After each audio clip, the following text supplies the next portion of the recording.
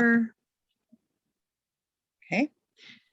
All right. Well, thanks everybody for coming today to our last online meeting. Maybe. And we hope, right? We hope Yes, that we we won't hope. have to go back to only online, but who knows? But I really want to thank Sandy Rogers today, and she's going to talk about adoption reform. And so Sandy's going to talk about how she surrendered her only child to adoption in 1964 at the age of 16 and reunited with her son on his 20th birthday. And she's an advocate for and will share stories about adoption reform. In 1985, she helped create new laws in Kentucky that allowed adult adoptees to petition the courts for their original birth certificates. In 2020, she testified in the Arizona legislature for similar law changes. She has a gift to connect people that has been a direct result of her journey. She provides consulting and promotes businesses, events, and products, and she is known as the referral queen. Sandy is a publisher and holds the copyright to the book, The 5-Year Journal, and she's a contributing author in the book, Love Meets Life. Her latest project is a new compilation book entitled Wisdom of the Silver Sisters, Guiding Grace, that will be available in September. All right, so I would say, why don't you take it away, Sandy? All right. Well, thank you for inviting me. This is a topic near and dear to my heart. It's been a lifelong journey. I got pregnant at 15 and delivered my first and only child at the age of 16, and I just turned 73 this year. So it's been a long journey. I'll share a little bit, and then I'm happy to open up for questions, and I'll share a little bit of the journey and what that looked like for me and what it looks like today. And I was 15, living in a real small town in Ohio, just between Cincinnati and Dayton, Ohio. It was Mason, Ohio, and it was 1963. And you ladies, I think you're all old enough that you know what it was like back then. It was it's very different today than it was back then. And for me, I was not one of those girls that it was a secret. The whole town ended up knowing. And it's because the doctor shared with his nurse, and the nurse told everybody, and there you have it. So, it's like I became the town whore and slut. I mean, I'm going to use that language because I think y'all understand it. Even though it was one of those situations of it was a one-time thing that just happened. The sad part was for my family, for my siblings. I'm the oldest of 4. And, again, I'm just going to say it was very different back then. And parents of my siblings' friends would not allow them to play with my siblings anymore because, their sister was pregnant. So, it was just a really hard time. My parents made the decision that the boy and I would be married, but it was going to be a name-only marriage because they didn't want an illegitimate grandchild. And, illegitimacy was like a big deal if that's on your birth certificate. Yeah. So they took me out of school one day, and we went to the county courthouse, got married, and went back to school the next day. And I was called to the principal's office and was told that I had to leave school. I could not be there. The boy, however, did not have to leave school. Yeah, I see you all shaking your heads. It's like the boys are never held accountable in any way, shape, or form when it comes to this topic. Rarely, I shouldn't say never, but rarely are they. And at about 5 months, my mother decided she couldn't handle having me at home anymore. So they put me in an unwed mother's home, which I thought was ironic since I was a wed mother. I mean, they had us get married because they didn't want an illegitimate grandchild. And what ensued over those few months was my mother making a decision. And part of what's really important to me today as an adult is choice, that we all have choices, and that when those choices are taken away from us, even though we might not understand it in the moment, it means everything. The lights just went off in my office where I'm at. They're on automatic timers. So that's why it went dark here. I'm gonna get up and move a minute so it's not so dark. There we go. I wasn't moving enough to keep the lights on. I'm at work, so. But what happened was my mother primarily made the decision that if I kept this baby, it was going to be raised as my brother or sister, not as my child. And I just wrote a chapter of a book and I entitled it, Why Is It 16? Because I don't know where that wisdom came from for me, but there was no way that I could have this child and not have it be my child, have it be raised as my brother or sister. There was something inside of me that said I couldn't do that. And I made the decision that if that's the case, that I needed to give this baby up for adoption. And if I did, and in fact I did, I couldn't see the child. I didn't want to see the child. I didn't even want to know the sex of the child because I just wouldn't have been able to give him up. And I didn't learn until I was 27 that I had a son. Yeah. Because I asked, I said, and of course the home was more than willing and the social workers were more than willing to accommodate my ask. It would just make it easier for me to sign relinquishment papers. So I'll fast forward a little bit, and in 1982, or actually I was able to go back to school with caveat that I was not allowed to participate in any extracurricular activities. Because God forbid there should be a girl who had a baby be, anywhere in the public eye. So it became harder and harder for my mother and my siblings. And my dad ended up taking a new job and moved us to Indianapolis. So my senior year in high school, we moved. And of course it was a secret, but not a secret. As I started dating, and my mother would always say, now, have you told the boy what you did? So it was just, my mother and I had a pretty contentious relationship after that. In 1982, I took a job and moved to Louisville, Kentucky, and was traveling the state for my job and would be out 4 nights out of 5 and be home on the weekends. And one Sunday I decided I wanted to go see a movie. So I went down to the drugstore and I bought the Sunday paper. And back then, this was 1982, those Sunday papers they weighed 10 pounds. So I bring the Sunday paper home and I'm ripping through all of the different sections and I'm trying to find the movie section. And here's a lifestyle section shows up, and the whole upper half of the newspaper was a picture of a woman sitting with a young girl, and the headline read, "Adoptee, adoptive mother, and birth mother helps others seek and find." For many years, I had tried to reach out and find any information I could about my son, and doors were constantly slammed. And in fact, the conversation that was had 99% of the time was, that's in the past, you need to put it behind you and act as if it never happened and just move on with your life. And I don't know if any of you ladies have children or not, but it's like to say that to a woman who's had a child, to just go on and act like it never happened. You can't do that. And certainly not when it comes to adoption. And I often say, losing a child to death is tragic. Losing a child to adoption is not only tragic, but it's forever.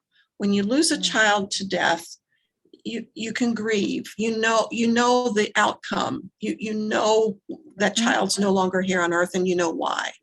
When you lose a child to adoption, you know nothing. Records are sealed, and you have no access to them ever again, nor does your child have access to them ever again. So it's one of those griefs that it just never goes away. And I'm not discounting the fact that, when you lose a loved one to death, that's a grief that some point in time it's not quite as heavy on our hearts, but losing that child that, is my child still alive? You know nothing about it. So it's a grief that sits in our being the rest of our life. And so here I am in 1982, and I've moved to Kentucky. And in 1984, the first part of the year of 84, my son was born in 64. The first part of the year of 84, I've gone out and gotten this newspaper to find a movie to go to, and I see this lifestyle section with the headline, "Adoptee, Adoptive Mother, and Birth Mother Helps Others to Find." And I'm going to make a really long story short, but I found out who this woman was, and she lived in Lexington, Kentucky, which was like a 2-hour drive from Louisville. And I called her, met her the next day. And through her, she introduced me to the idea that I'm not alone, because all those years I thought there was something wrong with me. I thought there must be something horribly wrong with me. How could I want to find my son when I'm told I'm not supposed to?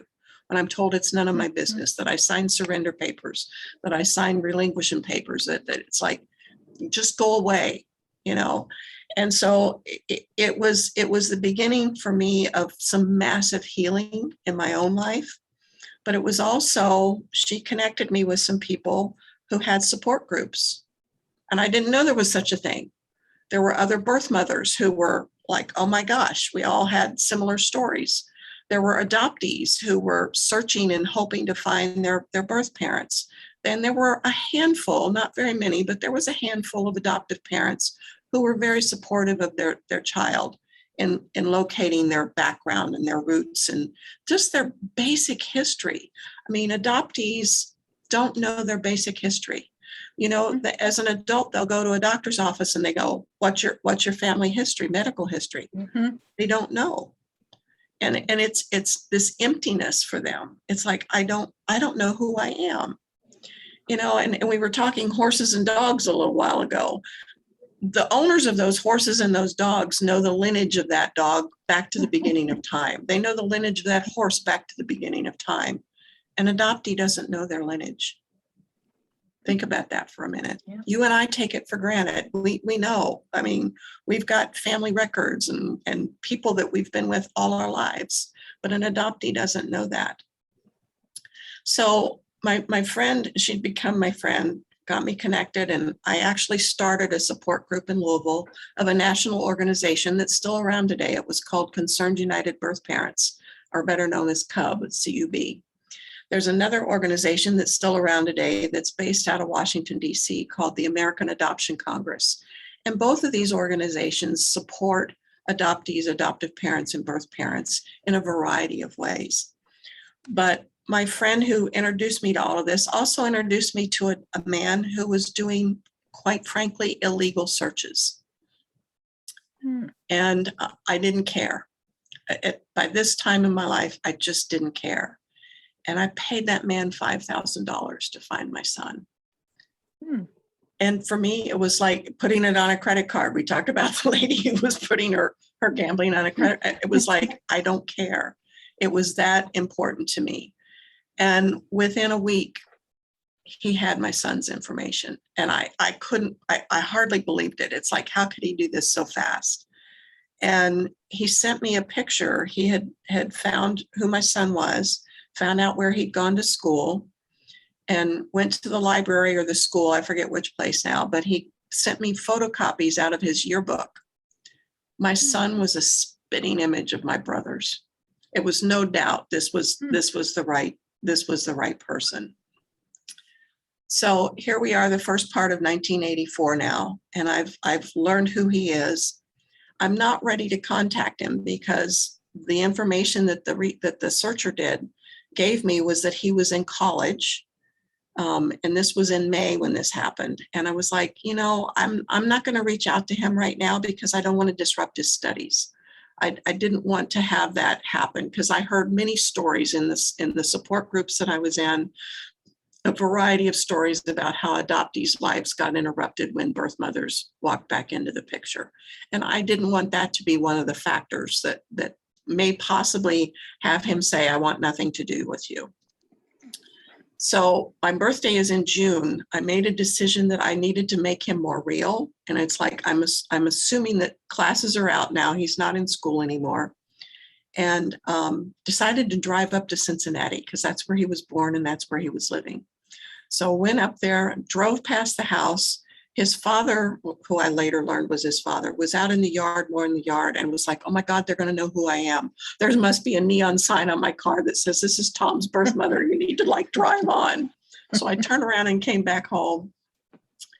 And a few months later, and I'm going to tell you a funny story now. A few months later, it was like I was ready to make it real. I was ready to really reach out.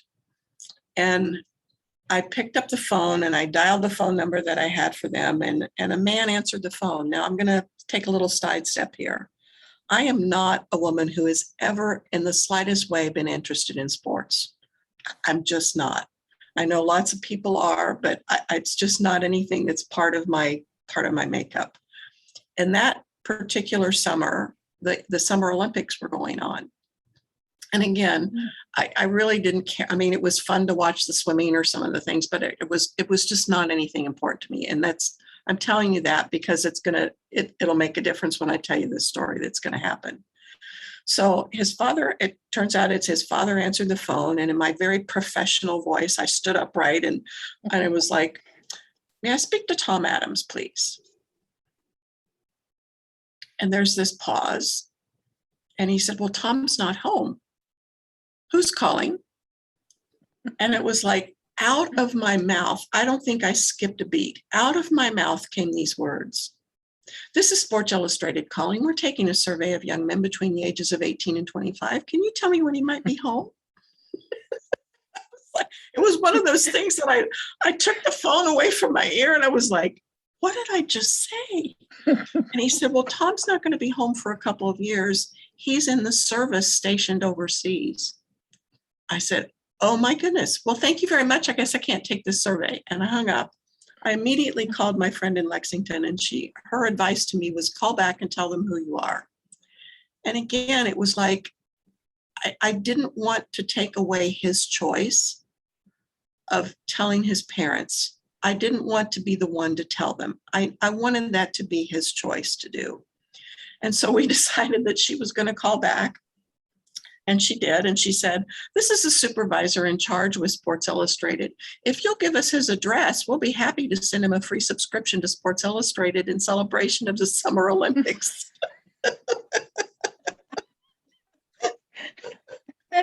So, of course, he did. And of course, back then, it was an APO box in New York. Now, you ladies remember the APO boxes? Mm-hmm. Yeah. It was an APO box in New York. Well, that didn't do me any good. I had no idea where he is, right? So the next day I called the post office. Imagine a time when we could actually talk to somebody at a post office. And I said, if I give you an APO address, can you tell me where it's located? And they said, oh, absolutely. And they said, well, it's in Heilbronn, Germany. I was like, okay, thank you very much. So here's the next piece of magic that happened through all of this. I called the guy that had done my search and I said, well, some of your information was inaccurate. He wasn't in college. He joined the army and he's stationed in Germany. And he said, really? Do you know where he is in Germany? And I said, yeah, he's in Heilbronn, Germany. And he said, Sandy, I'm leaving in 2 weeks to go to Germany. I'll be there for 6 weeks and have an unlimited Eurail pass. Would you like me to act as an intermediary for you and contact him? So he did. So that was in June. No, that was in July. The end of August, I had to go back up to Indianapolis to see my gynecologist because I was having some challenges and I had to go in for a hysterectomy. So it was clear that this was going to be the only child I ever had. I was 36 at the time. And it was like, I'm never going to have another child. So I'm grateful that I found my child, but I don't know that he wants anything to do with me because the searcher hasn't left yet. I don't think he'd left yet, but I found out he had. So I go to Indianapolis and I have my hysterectomy. on the 31st of July. And on August 2nd, I'm still in the hospital. And my doctor came in and he said, if you promise me that you'll go to your sister's house for recovery, I'll release you today. Well, August 2nd is my son's birthday. Hmm. Yeah. Oh. It was just bittersweet. And again, I'm going to make a very, very long story short, but it turns out I sent a letter and pictures, of course, with the searcher. And in my letter, I said to my son, I will absolutely honor and respect whatever your decision is. If you choose not to ever meet me or have any communication with me, I will absolutely honor and respect that. The only thing I ask is that you tell me that. Don't leave me hanging. Don't leave me out in limbo land. Just that's all I ask. And I will never reach out to you again. But if you do want to reach me, here's my phone number, call me collect. Well, because I was living in Louisville and my job, I had an answering service that had instructions for them to, if anybody called, to call my office in Indianapolis. Well, in fact, he called collect, and my office, my secretary didn't know. She didn't know this was going on. My boss did, but she didn't. And he called collect, and of course she declined the call. And when the boss came back in the office, she told him what had happened, and he said, "Oh my gosh, that's probably Sandy's son." So she leaves the office. In the meantime, my son calls back on his own nickel, and my boss doesn't have the number where I'm at. So the secretary comes back. She calls me at my sister's house, and she says to me, "I want you to sit down." And I'm like, "What's wrong? What happened? Is something wrong with Ray, my boss?" And she said, "No, you need to sit down." And she told me, "Your son's been calling here looking for you."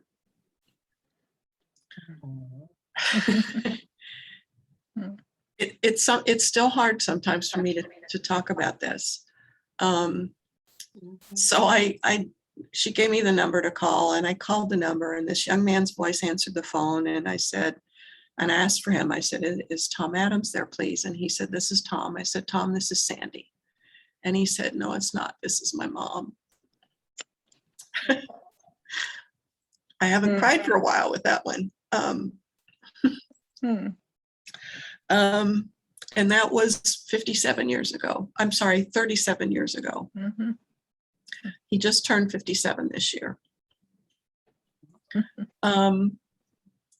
So what happened after that was just extraordinary. I mean, he was in Germany for about 1.5 years. And when he got home, we had a beautiful reunion. He had a little baby. I have a grandson who's 36 now.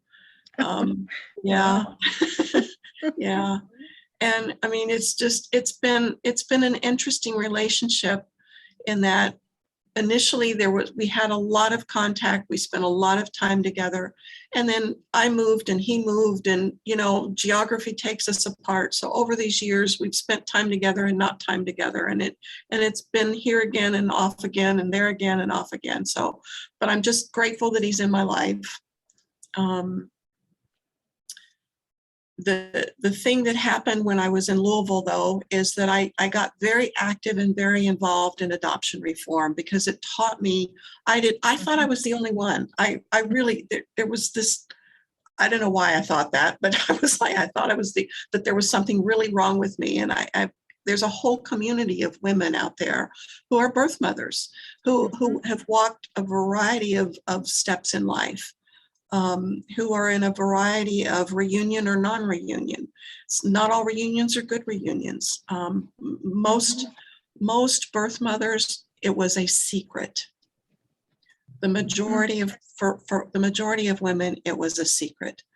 And to have that come out into public, even at a later age, it's been a lifelong secret. And to have to face that isn't always an easy thing to do. So for me, it's like working and being an advocate for adoption reform. And what that looks like is having records opened, having access for birth parents and for adoptees, that if they choose, let them, they're adults. I wouldn't do this for a child, for a young child, but if you're an adult adoptee, you should have a right to know your background. You should have a right to know whether you have medical history that you need to know about that's totally hereditary. And just if for no other reason to know who you are, because who you were was taken away from you at birth. The legislation that I did in Kentucky was to help get the law changed that at the age of 21, an adoptee could petition the original court of jurisdiction and request identifying information. And of course, this was back in 1986, 85, 86 era. And what that meant was, and the law passed, I actually, at one point in time, I've lost the pictures and it breaks my heart that I have, but I have a picture of myself and two of our other birth mothers, one adoptee and two birth mothers, with the governor signing the bill into law. That basically says at the age of 21, an adoptee can petition the original court of jurisdiction, and the court is mandated to do a reasonable search for the birth mother. And reasonable search was open up the phone book, and if her name is in the phone book, then give them that information. It was a step in the right direction, just wasn't fully functional. Fast forward here in Arizona, last year I was invited to speak before the Health and Services Committee for a similar bill, not quite the same, but for a similar bill that would give access to adoptees to their birth certificates. And it actually did pass, but it was right after that COVID hit. So it never got over to the Senate. So it's one of those things that it's like forefront. And here's a funny story about that. One of the legislators in the House where I testified let everybody finish. There were several people who came to testify, adoptees as well as birth mothers. And one of the things, after everybody was done, he said, "Now, is everybody done? Because I have a story I want to tell you." He said, about a year ago, I'm sitting in my office and this young woman comes into my office and he's like, "Well, what can I do for you? How can I serve you?" And she said, "Well, I'm here to share something with you." And he said, "What's that?" And she said, "You're my father." And he was like, "What?" She said, "I believe you're my father." And he proceeded to tell us how when he was a young man, he was in the service and he was sowing his oats, and how she found him was through 23andMe, through the DNA testing. So I would say to everybody that it's like, it can no longer be a secret. It just can't be a secret, because it's too easy to connect the dots now to find your lineage. So that's kind of my story. Anything I can answer for anybody or share more? We can take everybody off mute. Let's unmute. Let's see. Yeah, Sandy, Yes. I can really relate, because from 71 through the mid 80s, I was a supervisor and then assistant director of the Children's Bureau in Lexington. God. Oh my gosh. And what a small world. Yeah, and I'm just so many things, I've been dying to ask you. What was the lady? I wonder if that was any of my friends. Who was the lady in Kentucky? Her name was Susan. Oh my gosh, I just went blank on her last name. Susan. Why can't I think of her last name? I've been out of touch with her since I moved out here. I moved here in 92, so I've been out of touch with her since then. Yeah. I didn't know if maybe it was one of my social work friends. No, she didn't. She didn't work for the state. She was a private individual. I worked for the But just happened to be, she happened to be an adoptee, a birth mother, and an adoptive parent, all three sides of the triad. Yeah. Well, I can really relate, because whenever there were underage kids that were pregnant, the judge could let them get married, but he referred them to us for an interview. And I remember one in particular, the kids were 13. Oh wow. That's a hard And mom and dad are sitting there with their arms crossed, looking like they're nobody, you're getting married and that's it. And the kids had no clue. They were like, Yeah. they had no idea what was going on. How sad. So I can just totally relate to what you're saying. Yeah. And the stigma, that was attached Mhm. to out of wedlock births. So yeah, I just totally Thank you. connect with what you're saying.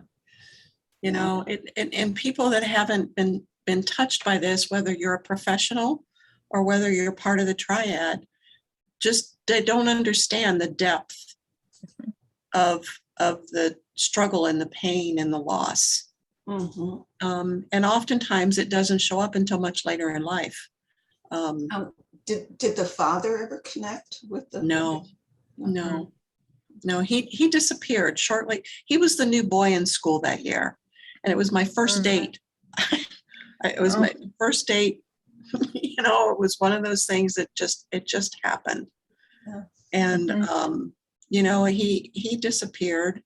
I later learned that the family had moved up to Mason out of Kentucky because he was a runaway from the Kentucky boys' school.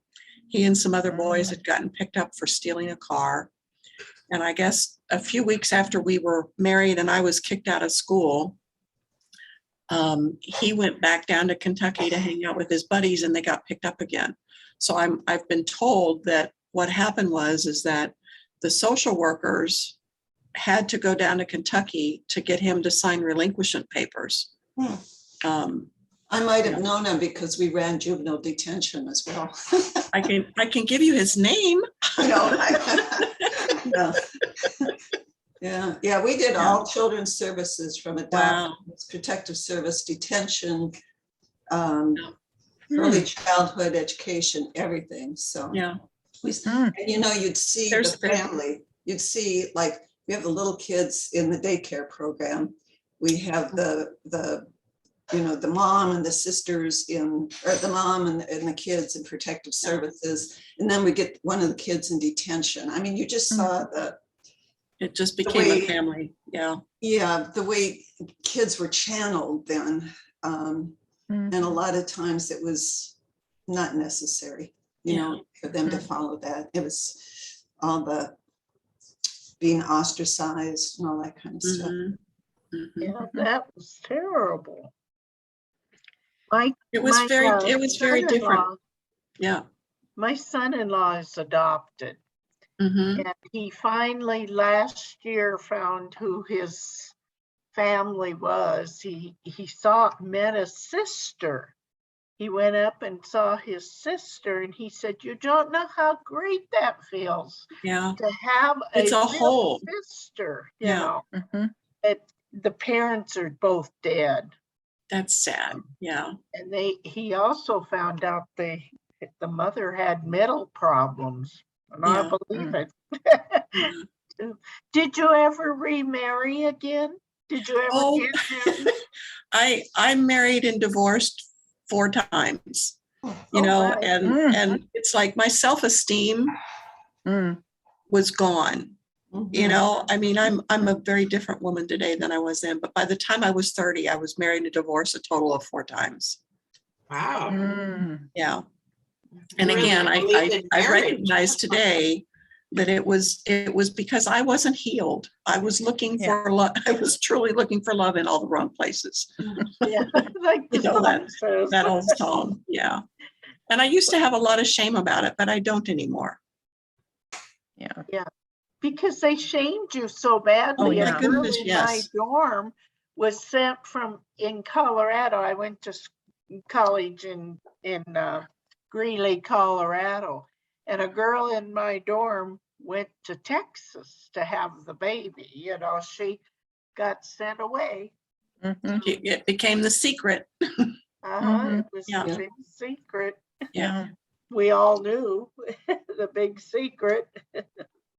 Yeah. So Sandy, you said that he could go to school, the father, but you couldn't. So how did you get back into high school? What After the baby was born, I wanted to go back to school. And I mean, again, small town, everybody knows everything about everybody, and what they don't know, they make up. It's like, it's just what they did. And my parents got a call from, I think, the president of the school board, and said, we understand that Sandy wants to come back to school. We can't let her back in school. She's had a baby. She's been married and divorced, because we got divorced 2 weeks after the baby was born. I couldn't, and it couldn't be an annulment because there was a child born of the marriage.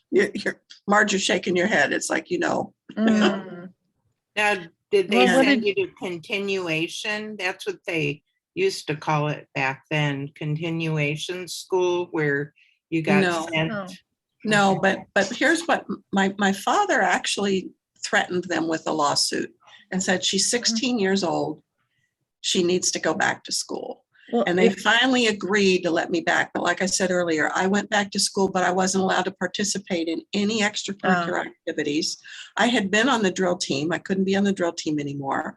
I was in choir. I could take choir for credit, but when we had concerts, I was not allowed to be on stage.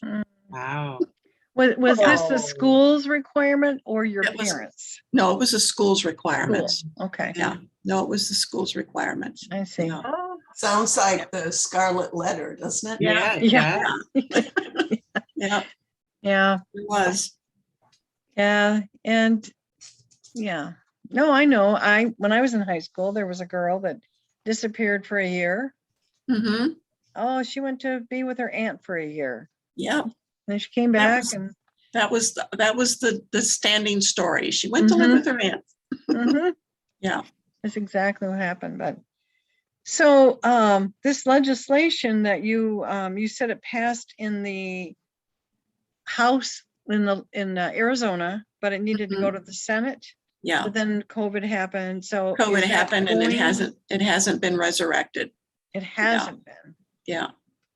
Do you have any intention of helping that to be resurrected? Oh, absolutely. If the opportunity comes up, and let me stand up. There it goes again. Sorry about the lights. Absolutely. And there's two ladies who've been spearheading that, and they're the ones who invited me to testify that day. But they've worked very hard and very tirelessly. One is an adoptee and the other is a birth mother.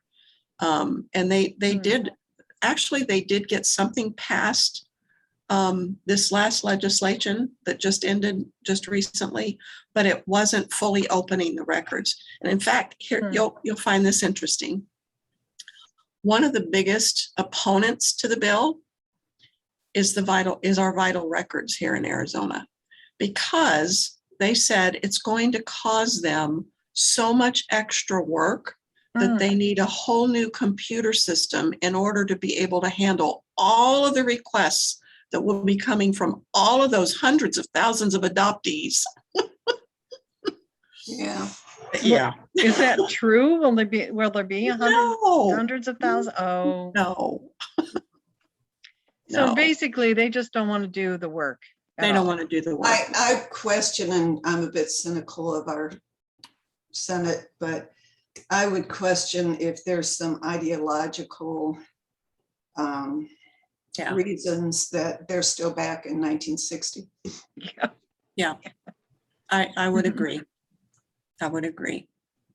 Does this battle have to be fought on a state by state basis, or is there Yes. something in the federal? No, it's a state by state basis. It is. So Yeah. nothing could be introduced federally. It's my understanding not, because Okay. it's vital. It's birth and death records are managed by state.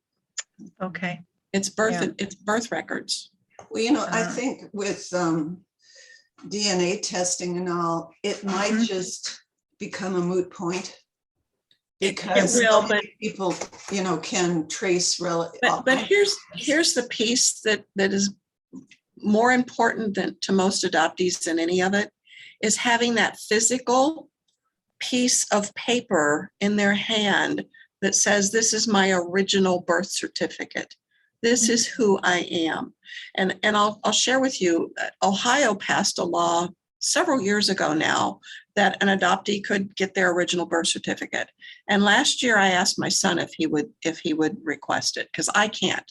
It has to come from the adoptee and not from the birth parent.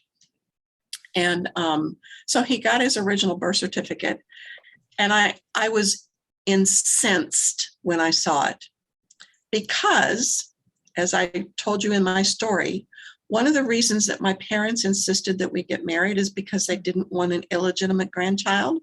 Guess what?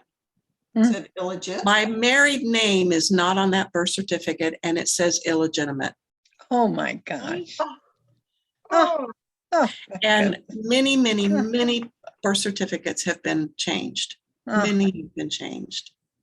oh, Yeah. So, I mean, had my son been on a search by himself, it's a lie. I mean, it's just, and it's like, why? What was the purpose in all of that? So Well, yeah, you know- with DNA, I mean, you're going to be able to find your family lineage, but you're not going to have that piece of paper that says legally who you are. The other thing I wonder is whether legitimate or illegitimate will ultimately be dropped. Mm, Isn't that just ridiculous? yeah. You know, Like what the is- child had anything to do with that, Yeah, and years ago it was for inheritance because if you trace it back, the Yeah. inheritance went to the oldest son. It's very important that you be legitimate. Nowadays, Yeah. what is the purpose of saying legitimate or illegitimate? The I baby's know. born. Yeah, You know? It's like, what's the purpose of having daylight savings time anymore? Well, I agree. but our standards, our morals, our mores, our societal norms have changed, and that word just, it doesn't even make It's any like, sense. it's like nails on a chalkboard for me. Yeah. It's like, yeah. Well, no birth is illegitimate. I mean, No. really, Right, you're No, all none. legitimate people. yeah, they're Yeah. yeah, and that is just it's such a passé term that doesn't. Mhm. Yeah, and you're right. Yeah, Marge, I had forgot about that. Well, it was because of inheritance Inheritance. rights. Yeah, good Old point. England, Yeah. yeah. In England, Mm-hmm. for sure, Yeah. yeah. Yeah. Mhm. And you just said something that this is not unique to the United States. Oh, yeah. What I for just sure. described to you is not unique to the United States. Oh, It yeah. happens all over the world. Mhm. yeah, because my husband's birth certificate, he was born in Leadville, Colorado, and it says legitimate or illegitimate right on there. And then his says legitimate, Yeah. Mm-hmm. But I couldn't believe it. Mine didn't say that, and I was born in Denver, so that's the difference, I think. Hmm. I think mine did say legitimate on mine. Does it? I think so. And where are you from? Minneapolis. Minneapolis, okay. I couldn't swear to it, but my recollection, it was like baby Andreessen, Czech legitimate or something like that. Yeah. I'm gonna have to go look at mine now. I never- I know, I If can't you want to recall. check it. Yeah, But here's the point. You can go look at your original birth certificate. right. An adoptee cannot. Yeah. See, Yeah. we don't think about how much we take for granted, and not that we're doing it by taking it for granted, but it's just, we don't think that we can't have that information because we Mhm. have it. Mhm. Yeah. Well, so I hope, that's so interesting. So what do you think in terms of Arizona and that the vital records, we're going to have hundreds of thousands of people. What do you think there might ensue some effort to try to counteract that belief? Well, I think one of the reasons that Vital Records was doing that was they were trying to justify getting a bigger budget so that they could put in a new computer system. Oh, That was bottom line. They were trying to justify the Kind of- need for a new computer system to manage and handle the hundreds of thousands of requests that But they, then- for whatever then- reason, thought they were going to have. but Yeah, then that can backfire yeah. because, oh, well, if it's going to be a new computer system, then no, we should just not pursue it. It's just a slippery slope. And Yeah. I will tell you that it becomes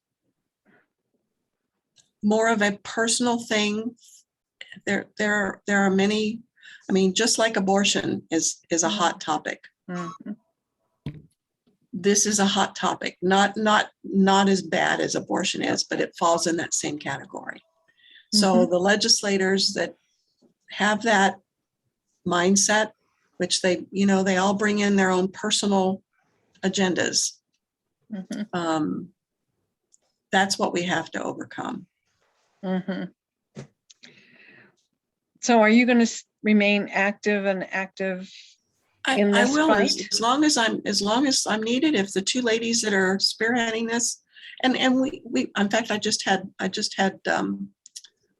lunch with one of them recently. She's a paralegal, in fact, and part of the reason she's a paralegal is because of her experience as a birth mother. So yeah, I mean, as long as somebody needs me and I have the ability, I absolutely will advocate. Absolutely. Will I go do a march down Central Avenue? Probably not. But I will advocate. Mhm. Yeah.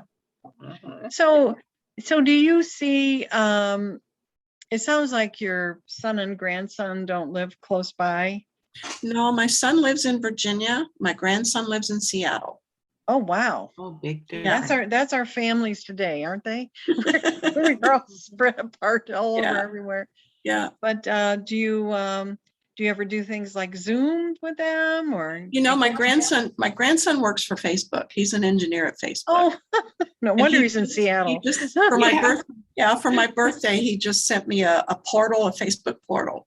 Oh, yeah. So Okay. yeah, we've Wonderful. done a few portals. Yeah. Oh, that's great. Is he married too?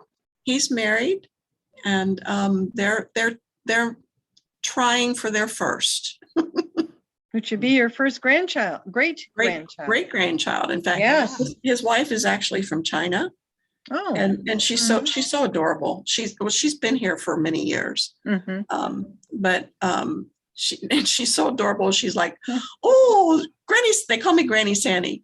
Granny Sandy, you're gonna be great grandma. You're gonna be great grandma, Granny Sandy. She's adorable. She's just precious.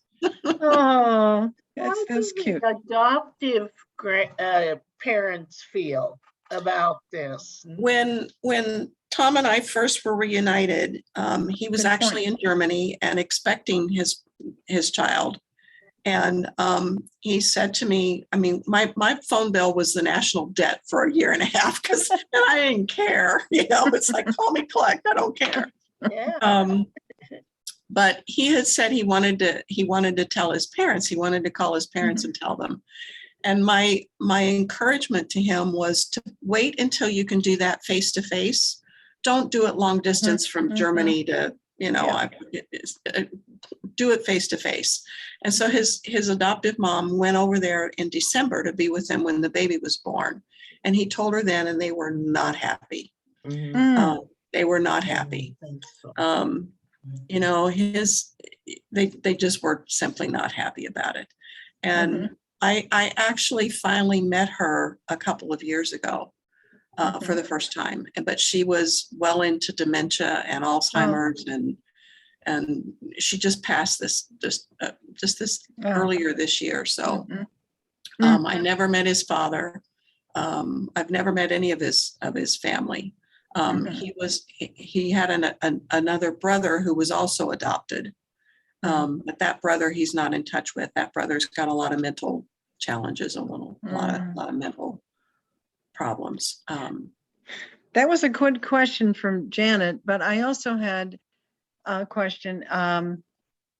Your son, his adopted parents, they had obviously told him, is that they had? He'd known since he was very young. Yeah. Okay. He'd known since he was very young. And when we were reunited, I mean, when we were first reunited, we talked a lot about a lot of things. And he had always wanted to know who I was, but he never felt it was his right to reach out. And see, for a lot of birth mothers, we felt like it was never our right to reach out, because I mean, so it's like oftentimes when reunions happen, there are more good reunions than bad. We hear about the bad ones a lot, just like everything else that's bad that happens. But oftentimes that's the story, is that the adoptee wanted to know and the birth mother wanted to know. Oftentimes the birth father isn't usually included in this scenario, occasionally, but not very often. My son, as an example, has never wanted to know who his father is. He's never wanted to know who he is. A few years ago, my grandson came for a visit, and he asked me about the father, but he asked from a medical perspective. He didn't want to. He said, "I really don't want to meet him. I just want to know, do you know any medical history?" And I don't have any medical history on him. Yeah. So what about your family? Did they ever want to meet their grandson? You know, And- when we were first reunited, we lived two hours apart, so it was easy for us to have visits. And initially, my mother was very angry. You know, she was very angry, which is another whole story. But after the reunion and after my son came for visits, everybody, in fact, I have two nieces, my brother's daughter and my sister's daughter are all the same age as my grandson. They're within 2 months of each other in age. So that we have a picture that they came for a visit one time when they were about 2 or 3 years old. And we have a picture of them in the bathroom helping each other in the bathroom. One of them sitting on the toilet and the other two helping them. So yeah. But there's no relationship now. I mean, we've all grown and moved in different directions, but everybody knows everybody. Yeah. Yeah, because you'd mentioned that your son, when you first saw his pictures, that he looks like your brothers. He does. So Yeah. And he looks like me. I mean, it's like when you see our people know, it's like there's no doubt that we're related. But that was a big concern for me. You know, it's like, is this truly my son, or is this, you know, was it a mistake? Yeah. Well, that's good that it was verified. Well, and we've since over the years we've done DNA testing, and we're okay. we are the real deal. Well, does anyone else have any other questions? I think we really reached the end of our hour, and this has been very interesting, and really want to thank you for letting me share. It is a topic near and dear to my heart. So thank you for letting me share. Yeah. And Very interesting. Sandy is someone that I met kind of early on. When I moved to Phoenix, I was, I consider myself a Michigan refugee in 2008. It was horrible. You know, I lost my job. There weren't any, I couldn't get a job at McDonald's. I mean, it was terrible. So I had met somebody, and they told me about in fact, you were meeting in person, and they told me about this little where I don't know where it was, some restaurant, some little cafe. Oh, it's when I had my leads groups, my networking groups. Yes. Yeah. And that's how I met Sandy. Yeah. I was just putting out the feelers. Was it through one of the FaceTime Friday I think that shops? was it. Yes. FaceTime Friday coffee shops. Yeah. And I was just trying everything to find a job, but there were still jobs in Phoenix then. I mean, fortunately I did find one, but but that's how I met Sandy. Somebody had told me about her group, and I still on her email list, and so, and she is a referral queen, and she does send out these emails and keeps people in touch. And your book it goes back to connecting people. It's like, you know, I lost the connection to the most important person in my life, and the reality hit me several years ago of, why is it that I do this?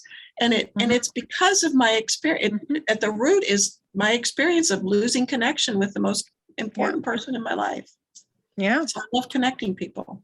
So Well, you do what a does great it mean? job. What does referral queen mean? What kind of referrals do you do? Primarily my client base that I've worked with on and off over the years, and not so much right now, but most of the people that I work with in the business world are people who are connected in some way to the holistic community, to the spiritual community, metaphysical community. And so I help them with marketing, with promoting their events, which of course with COVID, all that kind of went to the wayside, but workshops and classes and things like that. So the referrals that I do primarily are in that area to connect people in that way. Yeah. Do you do a lot on Zoom? Is that a big platform? No, I honestly, I haven't done anything pretty much for about the last year and a half with when COVID hit. I have a pretty extensive email list that people subscribe to that I used to do email marketing and promote their events and a variety of things in that way. But when COVID hit, everybody stopped doing events, of course. That's Yeah. Yeah. Well, this has been so great. Thank you so much. This is interesting Very hearing. interesting. Yeah, Thank and don't you give so up much. the fight. Keep the fight No. going. No, Yes. I'll be at this till the last breath, I'm sure. And So it people was will nice to meet you, appreciate it. ladies. It was really nice to meet you. Thank you for having me. Yeah. Thank you so much. Yes, thank you. It was very interesting. Yeah, it was very interesting. Yeah. Stay safe, stay well. Yes. Especially Sylvia, now. can you hang on just a minute, Sylvia, when everybody leaves? I just need to ask you a couple board Thank you things. so much, Okay, everybody. sure. Thank you. Thank you so Bye. much. Bye, Bye. Bye. if I can get off. Where do you go? Hit the screen and Leave, it says. yeah, there.